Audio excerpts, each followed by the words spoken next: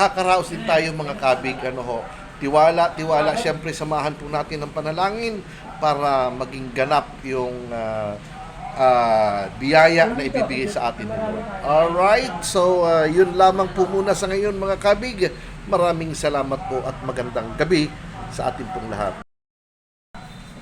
Alright, time check mga kabig, alas 6:25, andito po kami sa Barangay Hall para po sa preparasyon ng itong bagyong Uwan. So andito yung ating mga rescuers kasama ang buong team ng BDRRMC.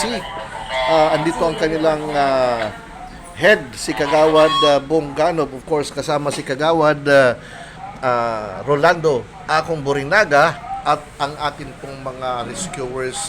So andito po kami ngayon sa second floor, kasalukuyang naghahanda para nga po doon sa pagdating. Hindi sa naghahanda para salubungin siya ng may kasiyahan, na may galak.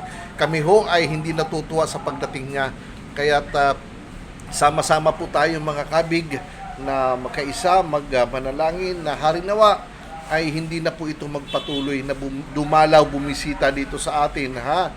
Oo, dahil hindi ho biyaya ang dala niya, kundi pasakit sa mamamayan, sa mga nilalang ng ating Panginoon. Basta tayo po'y magtiwala lang at makakaraos din